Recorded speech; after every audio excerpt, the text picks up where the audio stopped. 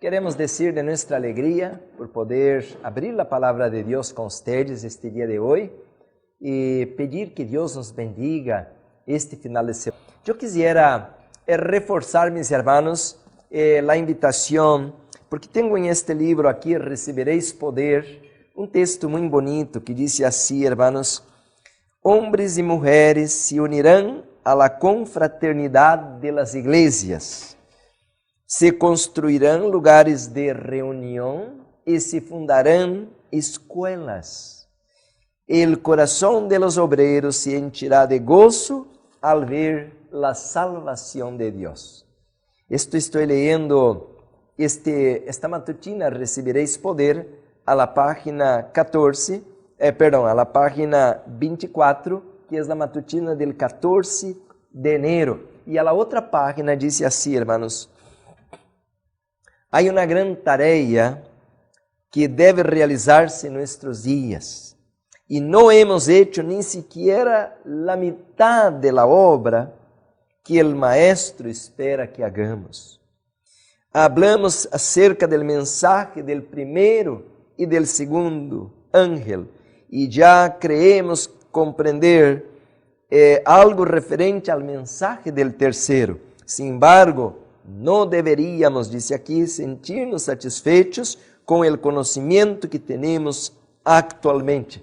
Quero dizer, hermanos, que o Espírito Santo nos quer educar para o reino de los cielos e nos mostrar a obra que devemos fazer aqui. Por isso, le invitamos, apoie a nossa escola Madison Missão Final. Bueno, vamos abrir a palavra do Senhor e sempre quando vamos abrir a palavra de Deus, há que orar e pedir a unção do Espírito Santo, pedir que Deus ilumine nossa mente para poder discernir as coisas espirituais de maneira espiritual. Com reverência, eu vou postrar-me para orar ao Senhor. Oremos.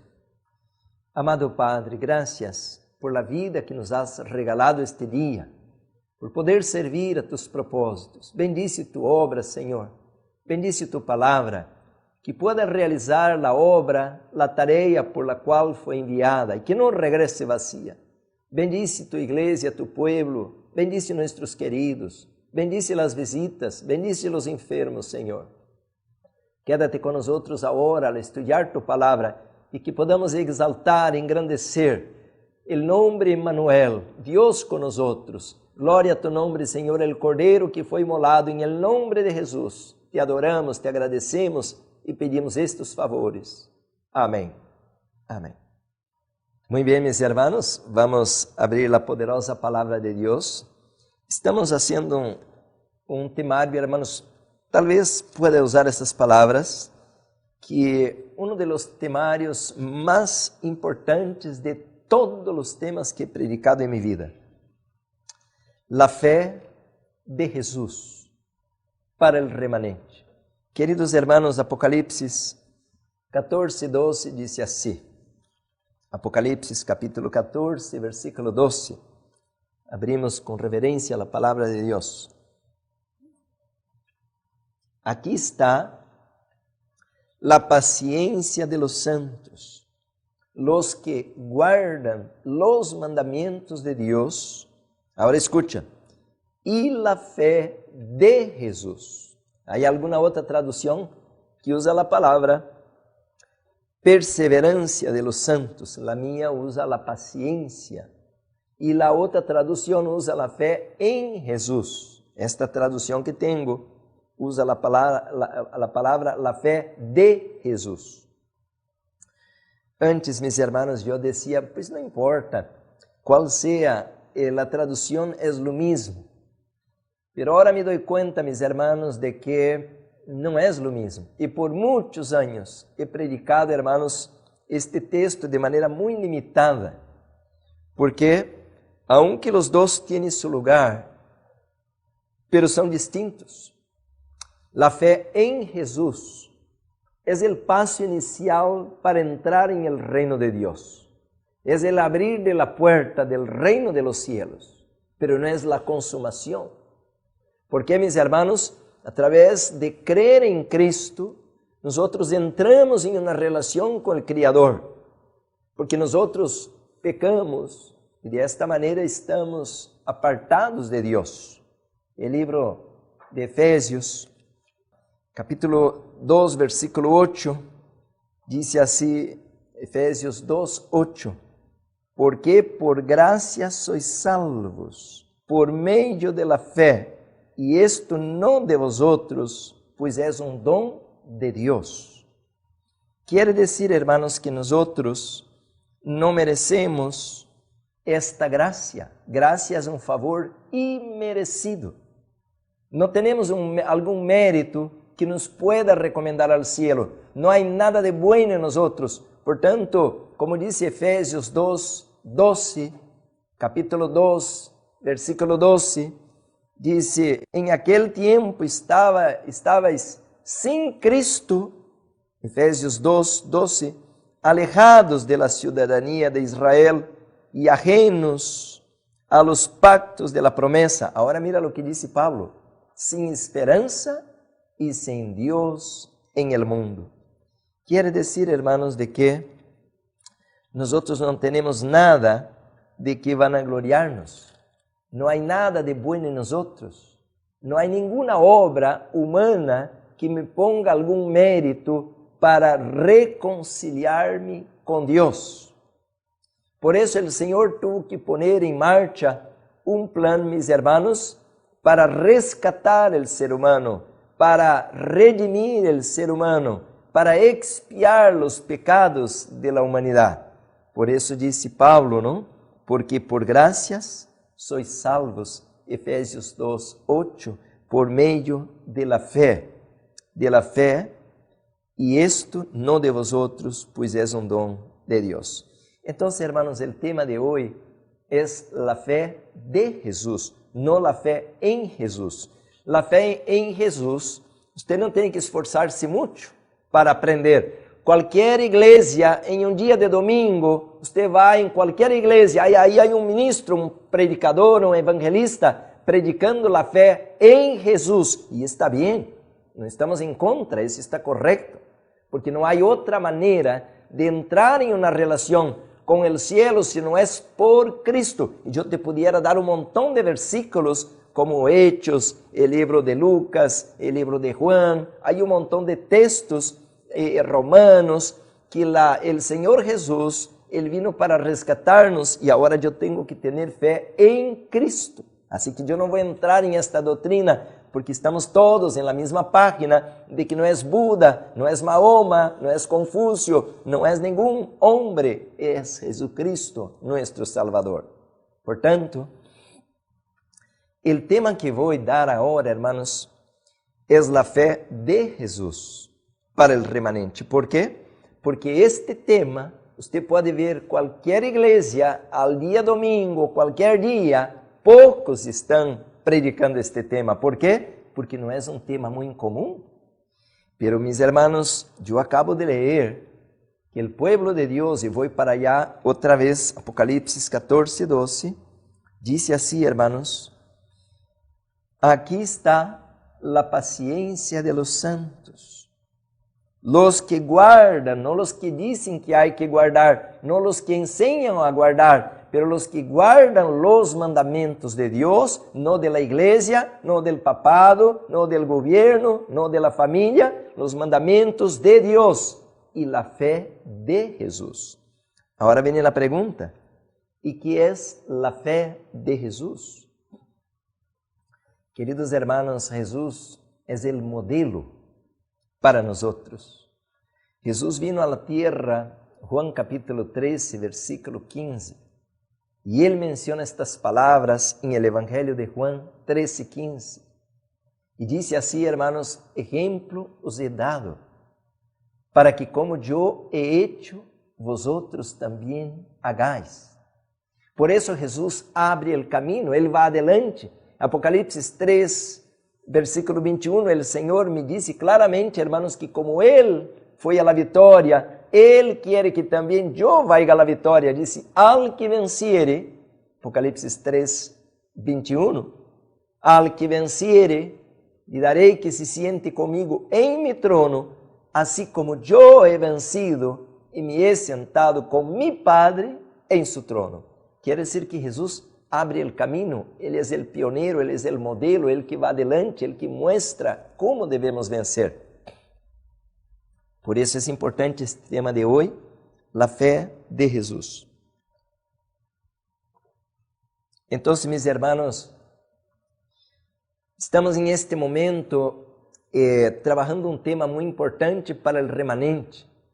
Porque, mis hermanos, está la cabeza de la mayoría de que nosotros no podemos vencer el pecado, no podemos vencer el mundo, no podemos vencer a Satanás, no podemos vencer a Babilonia y por tanto estamos destinados a seguir pecando hasta cuando venga Jesús. Pero esta es una mala comprensión de la Escritura, porque não há tal coisa de pecado original e por isso que tenho que seguir pecando, porque não puedo desprender-me de este poder del pecado, porque Jesus, mis hermanos, condenou o pecado em la carne. Melhor que leia, não? Que hablar. Abre a Bíblia em el libro de Romanos capítulo 8. Se você abre a Bíblia em Romanos capítulo 8, diz assim o versículo 1. Diz o apóstolo Pablo: Ahora pues ninguna condenación hay para los que están en Cristo Jesús. Esto todos los pastores predican, pero ahora mira lo que viene a secuencia. Dice, los que están en Cristo Jesús. Miren, que no andan conforme a la carne, sino conforme al Espíritu, porque la ley del Espíritu de vida en Cristo Jesús me ha librado de la ley del pecado y de la muerte. Porque, versículo 3, lo que era imposible a la lei, por quanto era débil por la carne, Deus enviando a su Hijo em semelhança de carne de pecado e a causa del pecado condenou al pecado en la carne. Quiere decir, hermanos, este versículo que está en la pantalla dice muchas cosas. Lo primero, que era imposible para nosotros guardar la ley de Dios. ¿Y por qué? Muy fácil. La ley de Dios, dice en Romanos 7, es santa, justa y buena. Y si la ley de Dios es santa y yo soy un pecador, entonces un pecador no puede guardar una ley santa, pues yo estoy allá abajo y la ley está allá arriba. Entonces yo de abajo no puedo decir ahora cómo voy a alcanzar la justicia de la ley, porque la ley me condena y yo estoy perdido. Pero ahora Dios, enviando a su Hijo en la forma del pecado, quiere decir, colocó nuestros zapatos, condenó el pecado en la carne. Quiere decir que ahora, no solamente yo puedo guardar la ley de Dios, pero yo debo guardar la ley de Dios. Por eso, mis hermanos, Dios nos da leyes para probarnos. La ley, mis hermanos, es para ser obedecida. Usted puede decir, si va corriendo a la carretera y pasa de la velocidad y viene el policía, usted no va a decir, no, es que yo no vi la señal o yo no miré que usted estaba ahí. No, no hay excusa. Usted va a tomar una multa y tiene que pagar el ticket. Cual sea la disculpa, la excusa, no hay justificación. Por tanto, mis hermanos, nosotros pecamos, estamos condenados y merecemos morir. Pero Dios, en su misericordia, mis hermanos, quiere rescatarnos, pero no para seguir pecando. Porque si el policía te da un ticket y usted sale corriendo otra vez, te va a agarrar otra vez adelante. Y usted dice, no, pero ya tengo la multa ahí atrás. Pues aquí está la otra, va a pagar esta también. De manera, hermanos, que Dios nos crió para obedecer y no para vivir en rebelión. Y esto, mis hermanos, hay un evangelio barato, um evangelho falso que disse que podemos agora, Jesus já nos pagou a culpa, já pagou da condenação, agora nos liberou e podemos pecar, e podemos transgredir a lei, já não há lei, melhor, qualquer um faz o que quiera, ou a lei é não cortar o cabelo, ou poner uma roupa, não, hermanos, a lei de Deus é o fundamento de su governo, e por isso, mis hermanos, de que os que tenham la fe de Jesús guardan los mandamientos de Dios. Qué tan fácil la escritura, qué tan hermoso estudiar esto. Entonces, hermanos, yo no guardo la ley para lograr ningún mérito, porque no hay ningún mérito en mí. El libro de Génesis capítulo 2, versículo 17, el primer libro de la Biblia dice así, hermanos. Génesis capítulo 2, versículo 17. Mas del árbol de la ciencia del bien y del mal no comerás, porque en el día que de él comieres, ciertamente morirás. Hermanos, ahí está la condenación. La condenación está en la rebelión. El ser humano no fue, hermanos, ignorante al árbol. Había una prohibición. E não era nada complicado, porque Adão e Eva não estavam ayunando, eles não estavam com hambre, eles não eram pecadores, que estavam buscando na medicina em este árvore, não, eles eram sanos, eram perfeitos, eram espirituales, pero Deus foi muito claro al dizer, podem comer de todos os árboles del huerto, pero de este árbol não se acerquem, não coman, porque en el día que de él comieren, ciertamente moriréis. Agora vem uma pergunta, hermanos. Pero ¿qué pasó con este mandamiento? Porque casi 1000 años después encontramos a Adán y Eva vivos. Vivieron muchos años. ¿Y por qué entonces no murieran? Porque aquí leio, dice, ciertamente moriréis.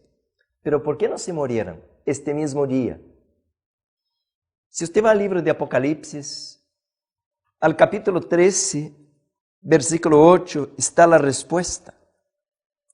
Apocalipse capítulo 13, versículo 8, diz assim, hermanos, el por qué Adán y Eva no murieron este mismo día, como Dios les había dicho claramente, y la adoraron todos los moradores de la tierra, está hablando de la bestia, cujos nombres não estavam escritos em el libro de la vida del Cordeiro, que foi imolado desde quando? Desde el princípio del mundo. Queridos hermanos, aqui está a resposta. ¿Por que Adão e Eva não murieron este dia? Porque Deus encontrou uma solução para salvar a Adão e Eva e a nós também. Pero ahora viene un problema, pero como el Cordero no murió este día ahí, el Cordero murió 4000 años después. Pero sí, aquel día, hermanos, Dios ya tenía un plan preparado para rescatar a Adán, Eva y su descendencia. Gloria a Dios. Por tanto, mis hermanos, el Cordero de Dios es el único que puede interceder por la humanidad. Por isso, a fé de Jesus e a fé em Jesus é tão importante para o remanente. A la vez, hermanos, que entendemos que não há nada de bueno em nós outros, não há nenhum mérito em nós outros, nem por guardar o sábado, nem trair o dízimo, nem por ser vegano, nem por fazer obra missioneira. Não há nada de bueno em nós outros. E agora você vai dizer, então, pastor, se não há mérito que eu obedeça, por que obedecer? Aí está o livro de Juan 14, versículo 15.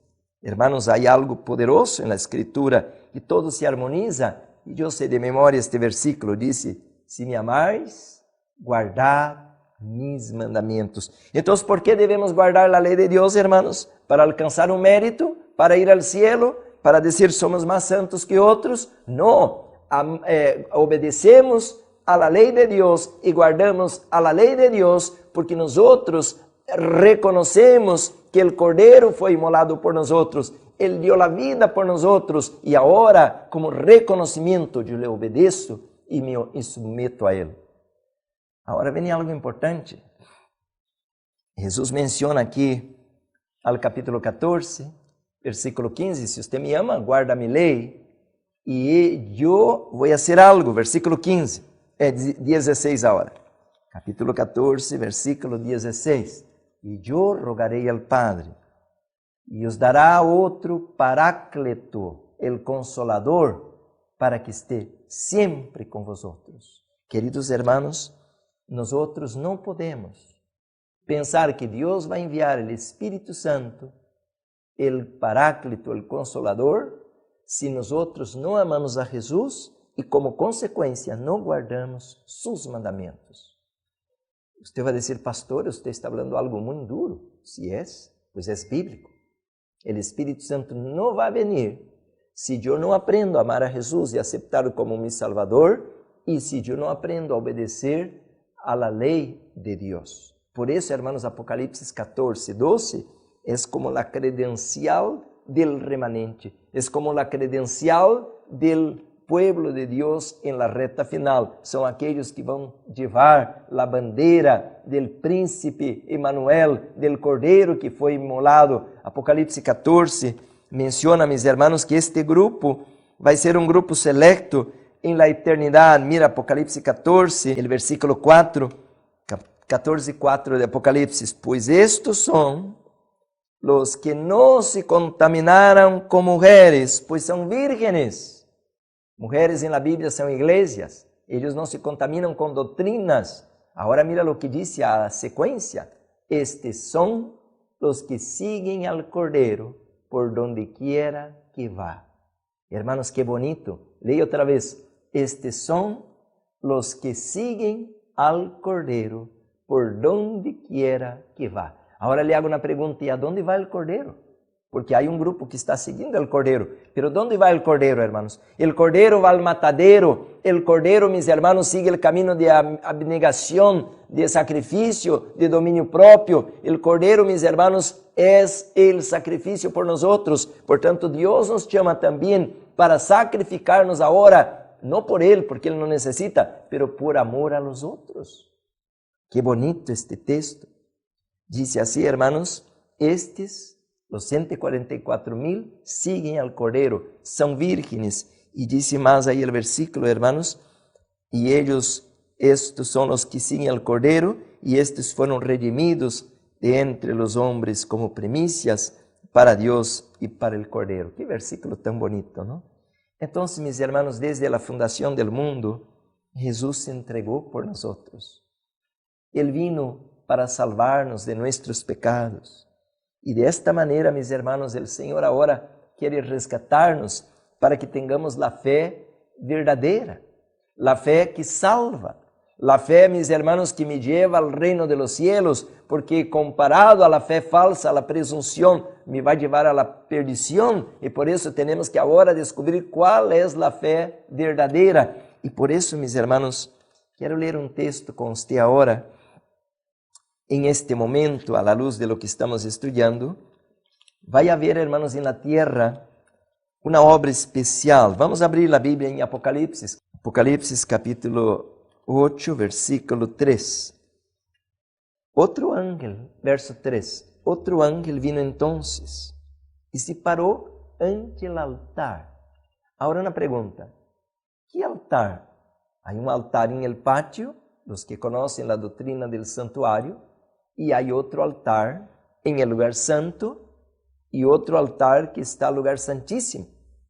Pero este que está mencionado em Apocalipse 8:3 é um altar que está em el lugar santo. E você vai dizer, pastor, como sabes? Por lo que vamos ler agora, a sequência. Agora vamos descobrir que este não é qualquer altar, não é o del pátio, que é o altar de holocausto, nem tampouco, mis hermanos, é o cofre que está no lugar santíssimo. Este é um altar de incienso. Vamos seguir leyendo, dice así. Otro ángel vino entonces y se paró ante el altar con incensario de oro y se le dio, escucha la palabra, mucho incienso para añadirlo a las oraciones de todos los santos sobre el altar de oro que estaba delante del trono. Y de la mano del ángel subió a la presencia de Dios el humo del incienso, com las, não é que é a mesma coisa, diz, com las orações de los santos. Este versículo por si solo pudiera dar-nos um temário para predicar aqui por semanas. ¿Por quê? Aqui temos a palavra altar, temos a palavra ángel, temos a palavra oro e temos aqui a palavra oração, que elas são várias palavras que pudiéramos ir estudando. Primeira coisa, este ángel não é qualquer ángel, porque este ángel está a um lugar onde que solamente o sumo sacerdote pudiera entrar em este dia. E quem agora, conforme Hebreus 8:1 y 2 es el sumo sacerdote ahora. Leamos Hebreos capítulo 8, versículo 1 y 2. Y usted va a darse cuenta que este ángel no es cualquier ángel. Leemos Hebreos 8.1. Ahora bien, el punto principal de lo que venimos diciendo es que tenemos, ahí está la palabra, tal sumo sacerdote, no cualquier sumo sacerdote, tal sumo sacerdote, el cual se sentó a la diestra del trono de la majestad en los cielos, versículo 2, y dice así, hermanos, ministro del santuario y de aquel verdadero tabernáculo que levantó el Señor y no el hombre. Por tanto, hermanos, Apocalipsis 8, versículo 3, está hablando de Jesús.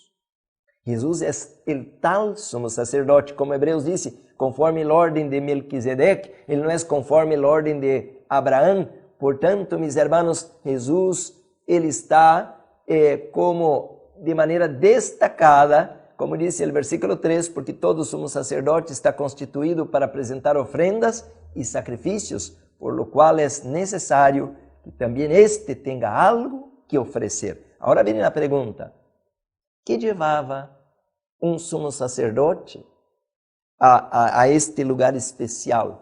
¿Y para qué tenía que entrar ahí? Ya ve que pudiéramos estudiar por semanas este tema. Por tanto, tener la fe de Jesús en ese tiempo, hermanos, requeremos saber quién era Jesús, qué hizo Jesús, porque vino a la tierra, no era un loco, un suicida, no era alguien que estaba perdido por aquí, él tenía un propósito de venir, salvar y buscar lo que se había perdido, pero más que esto, él vino a reivindicar el reino, el nombre y la ley de su Padre. Por tanto, ahora, hermanos, si queremos ser el pueblo remanente, si queremos ser, hermanos, la iglesia de Dios, también tenemos que tener la misma misión, porque dice que el remanente tiene que guardar los mandamientos de Dios y la fe de Jesús. Quiere decir hacer la misma obra. Qué tremendo tema. Por tanto, Apocalipsis 8 menciona de un altar que está delante de la cortina. Pero qué interesante que si usted va al Antiguo Testamento, este altar está al lugar santo. Pero quando você vai em Hebreus, não tenho tempo de entrar em detalhes, ao capítulo 8 e 9, pero está em lugar santíssimo, e você vai rasgar a cabeça e dizer, pero qual está correto? O Antigo Testamento ou o Novo Testamento? Bueno, os dois estão corretos. Como? Sim, porque depende do dia. Cada dia, quando entrava o sacerdote ao santuário, devia entrar ao lugar santo e o altar de incenso estava al lugar santo porque la cortina estaba cerrada, pero un día al año se abría la cortina porque era el día de Yom Kippur, el día de expiación, y ahora aquel altar que estaba al lugar santo, abriendo la cortina, está delante del cofre o del arca de la ley de los 10 mandamientos, y por tanto se ve como en Hebreos, como estando en el lugar santísimo. Queridos hermanos, ahora viene algo interesante aquí, dice así, que este ángel, que es el sumo sacerdote, que es nuestro Salvador, él tiene que añadir mucho incienso. ¿Y para qué es esto? Vamos a dar una mirada al Antiguo Testamento. Venga conmigo al libro de Éxodo, capítulo 30. Éxodo, capítulo 30. Y dice así la poderosa palabra de Dios, hermanos, versículo 1. Dice, harás asimismo un altar para quemar el incienso, de manera de acacia lo harás. Su longitud será de un codo, y su anchura de un codo, será cuadrado, y su altura de 2 codos, y sus cuernos serán parte del mismo. Y lo cubrirás, versículo 3 es súper importante, y lo cubrirás de oro puro. Hermanos, no vamos a perder el sentido del tema, pero nomás una ventanita. Oro en la Biblia significa presencia de Dios, porque en el Antiguo Testamento el oro era para los reyes. Y conforme Apocalipsis 19, el nuestro Creador es el Rey de los reyes. Por eso los magos traen incienso y mirra y oro. Oro era porque Jesús era rey, aunque era un bebé, pero era un rey que nació. ¿Me entienden? Y claro, él tenía que tener también los demás mirra y incienso porque él era sumo sacerdote, nació para morir. Entonces todo era un simbolismo, pero el oro era porque era rey. El oro, hermanos, era para los reyes. Y este altar de oro, de incienso, es porque es para Dios. Ahí no puede parar un ángel a interceder, no, ahí tiene que ser el mismo Dios. Y Jesús es Dios. Y no solamente Dios, 1 de Juan 5:20 dice, este es el verdadero Dios y la vida eterna. 1 de Juan 5:20. Hermanos, muchos no conocen este texto. Emmanuel, Dios con nosotros, es Cristo Jesús. Por tanto, mis hermanos, este altar de incienso es de oro. ¿Por qué? Porque ahí tiene que parar Dios. Ahí está el versículo que mencioné, pero sabemos que el Hijo de Dios ha venido y nos ha dado entendimiento para conocer al que es verdadero. Y estamos en el verdadero, es en su Hijo Jesucristo. Este es el verdadero Dios y la vida eterna. Y qué interesante nomás, una corroboración.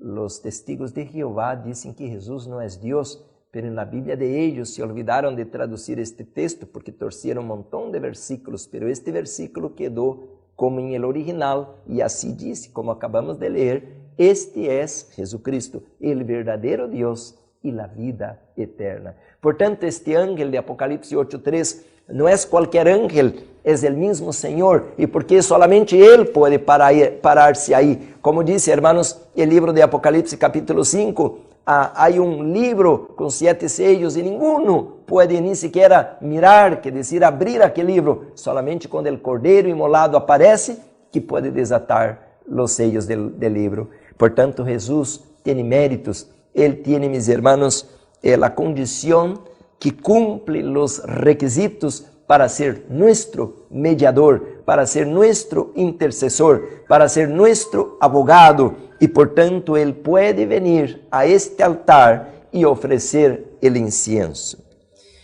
Aquí está el capítulo 30, al versículo 9, dice así, hermanos, Éxodo 30, versículo 9, no ofrecerás sobre él, sobre el altar, ¿no?, de oro, no ofrecerás sobre él incienso extraño.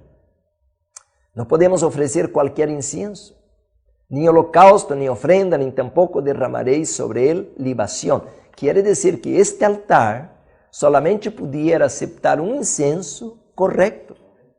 El incienso, mis hermanos, no es solamente así un aroma. El incienso, mis hermanos, es la justicia de Cristo. La salvación no puede ser negociada, mis hermanos, por un ángel o por un ser humano. Tendría que ser negociada por alguien que tuviera el peso de legislador, o sea, aquel que nos dio la ley. Por eso dice, no ofreceréis sobre él, el altar de incienso, el incienso extraño. Versículo 10, y sobre sus cuernos hará Aarón. Aarón era el sumo sacerdote al Antiguo Testamento, hermano de Moisés. Y sobre sus cuernos hará Aarón expiación, una vez en el año, con la sangre del sacrificio por el pecado, para expiación. Y una vez en el año hará expiación sobre él por vuestras generaciones. Será muy santo a Jehová. Queridos hermanos, de ahí que nosotros entendemos que solo Jesús puede ser nuestro Salvador. Y por eso que solo Jesús puede venir a aquel altar de incienso. ¿Y qué significa esto, hermanos, de ofrecer la sangre y el incienso? Eran las dos cosas que debía traer el sumo sacerdote. Y por eso, hermanos, es tan importante este tema. El libro de Levítico, al capítulo 16, el versículo 15, dice así, Levítico, capítulo 16, versículo 15, después degollará, mira lo que dice, el macho cabrío en expiación por el pecado del pueblo, y llevará la sangre detrás del velo adentro, y hará de la sangre como hizo con la sangre del becerro, y la esparcirá sobre el propiciatorio y delante del propiciatorio. Quiere decir, hermanos, versículo 16, que de esta manera se hacía una obra. Versículo 16, dice, así purificará el santuario, a causa de las impurezas de los hijos de Israel, de sus rebeliones y de todos sus pecados. De la misma manera hará también el tabernáculo de reunión el cual reside entre ellos en medio de sus impurezas. Mira, mis hermanos, hay tres palabras aquí: rebelión, hay la palabra impureza y pecado. Entonces, mis hermanos, rebelión, impureza y pecado. ¿Por qué Jesús tiene que agregar un montón de incienso allá en Apocalipsis 8? Porque en la tierra, mis hermanos, nosotros estamos entrando a la recta final y ahora tenemos que estar seguros de que mi récord en el cielo no va a estar sucio. ¿Quién sabe? Yo me olvidé de algún pecado que cometí cuando yo tenía 15 años o cuando tenía 10 años. Estoy pidiendo perdón, Señor, borra mi pecado, límpiame de toda, como dice aquí en Levítico, impureza, rebelión y pecado. ¿Por qué dice tres palabras? Porque, mis hermanos, Salmos 51:5 dice que en pecado me concebió mi mamá. Pero no está hablando de un pecado original o un pecado, mis hermanos, por decir de lo que hizo mi abuelo, un pecado que hizo Adán. Ahora muchos están, como los católicos romanos, queriendo infligir la culpa de Adán a nuestra vida. Eso no puede ser. Dios no puede culpar el pecado de una persona sobre otra persona. Eso no es justo.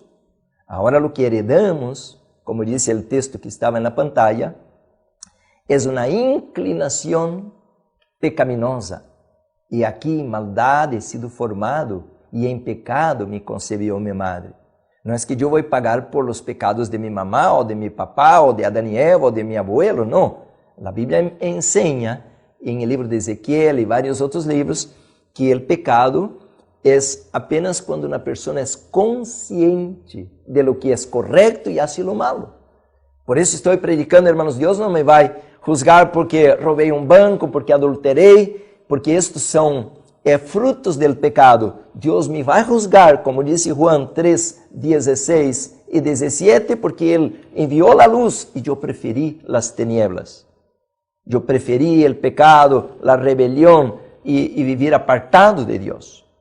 Por tanto, mis hermanos, ahora el Señor quiere que seamos limpios. Por eso el libro de Levítico dice, así purificarás el santuario a causa de las impurezas de los hijos de Israel, de sus pecados y de su rebelión.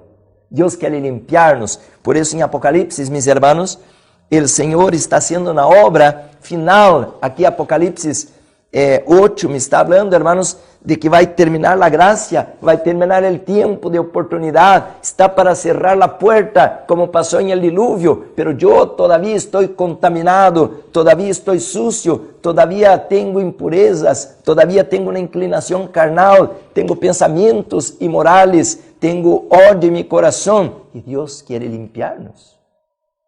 Por eso dice la Biblia, en Apocalipsis capítulo 8, versículo 3, dice que el ángel tenía mucho incienso para añadirlo. ¿Qué significa la palabra añadir? Es agregar a la oración de los santos. Quiere decir, cuando yo estoy orando, Señor, perdona mi pecado, Señor, lávame la sangre del cordero que fue inmolado, Dios me perdona, pero tiene que agregar algo en el cielo, hermanos, para poner peso a mi oración. Es la justicia de Jesús. Y entonces el Padre, mirando lo que yo hago, el Padre me va a decir, eso está condenado. Pero ahora, como dice Gálatas 2:20, ya no vivo yo, mas Cristo vive en mí. Entonces ya el Padre, cuando me mira, ya no me mira a mí pecador, pero mira a su Hijo, y es santo, es perfecto. Él vino, como dice Hebreos capítulo 4, hermanos, y dice claramente que Él fue tentado en todo, pero sin pecado. Por tanto, mis hermanos, ahí está el texto de Gálatas, con Cristo estoy juntamente crucificado, y ya no vivo yo, mas Cristo vive en mí. Lo que ahora vive en la carne, lo vive en la fe del Hijo de Dios, el cual me amó y se entregó a sí mismo por mí. ¿No te da paz este mensaje? ¿No te da alegría, mi hermano?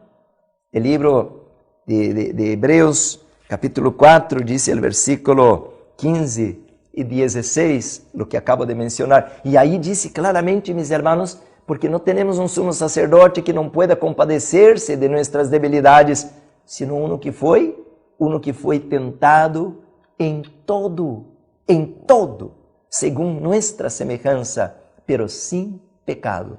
Ahora no olvidemos que el libro de Romanos, como acabamos de leer, nosotros miramos que Dios envió su Hijo en la carne para condenar el pecado en la carne, en semejanza de carne.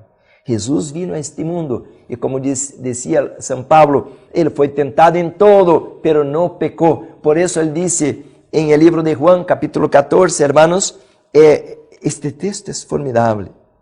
Jesús es mi ejemplo y Él ganó la victoria. Último versículo de Juan 14, dice así, hermanos, el versículo 30 y 31. Dice: no hablaré ya mucho con vosotros, porque viene el príncipe de este mundo, y él nada tiene en mí. Hermanos, tenemos que llegar a esta condición de pureza, a esta condición de perfección, a esta condición de santidad. Ahí viene el diablo, ahí viene el príncipe de este mundo, el Satanás, pero no tiene nada conmigo. Por eso tenemos que aprender a contemplar a Cristo como Él venció. Por eso Jesús decía allá en Apocalipsis 3:21, al que venciere, como yo he vencido. Hermanos, tenemos que llegar a esta condición, al que venciere. Y de ahí, hermanos, que nos estamos arrastrando en la transgresión de la ley, en la impureza, en la rebelión. Por eso, porque amamos el pecado. Pero Jesús no amó el pecado, Jesús amó la pureza, la santidad, Jesús amó el Padre y de esta manera Él puede ser mi ejemplo. Por eso, hermanos, que le digo que Apocalipsis capítulo 8 tiene tanta luz, por eso colocaba la fe de Jesús para el remanente. Aquí dice, hermanos, entonces que Jesús tiene méritos.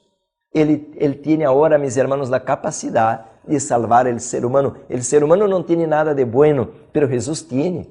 Jesús venció, Él es puro, Él es santo. Y como Dios agarra la mano del Padre, y como hombre agarra la mano del hombre, y es el puente para nosotros. No María, no Pedro, no Pablo, no José. Jesús es el Salvador. Por eso, Hechos 4:12 dice claramente esas palabras, y las sabemos de memoria, ¿no? Hechos capítulo 4, versículo 12, el apóstolo Pedro, mis hermanos, él estaba convicto, seguro de lo que él estaba predicando, y dice la poderosa palabra de Dios así, hermanos, y en ningún otro hay salvación, porque no hay otro nombre bajo el cielo dado a los hombres en que podamos ser salvos. No puede ser el Papa, ni María, ni la iglesia, ni el pastor, ni la doctrina, solo Cristo, porque no hay otro nombre de los que fueron encontrados en el cielo y en la tierra que puede ser nuestro Salvador. Alabado sea su nombre. Por eso, hermanos, yo de providencial no leí Hebreos 4:16, no sé si usted miró, que no leí el versículo, pero ahora sí.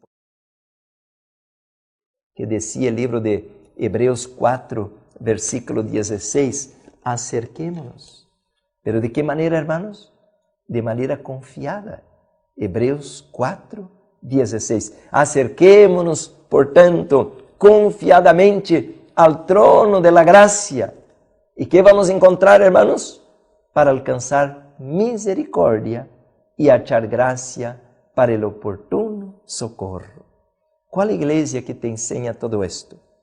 Por tanto, mis hermanos, cuando predicamos que Cristo está en el altar del patio o del atrio, esta es la doctrina evangélica. Está bien, no está mal. Hay que aceptar a Cristo, ya miramos varios versículos.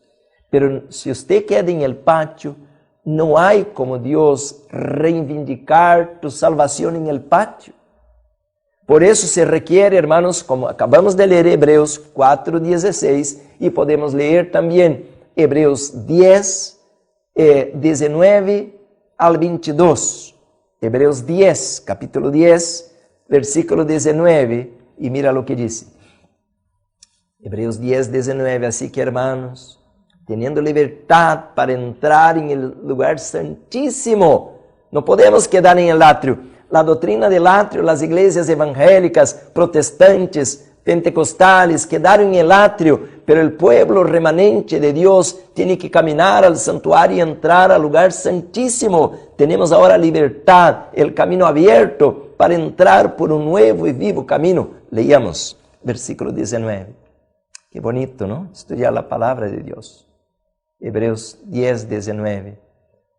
Así que, hermanos, teniendo libertad para entrar en el lugar santísimo por la sangre de Jesucristo, versículo 20, por el camino nuevo, es un camino nuevo y vivo que Él nos abrió a través del velo, esto es, de su carne.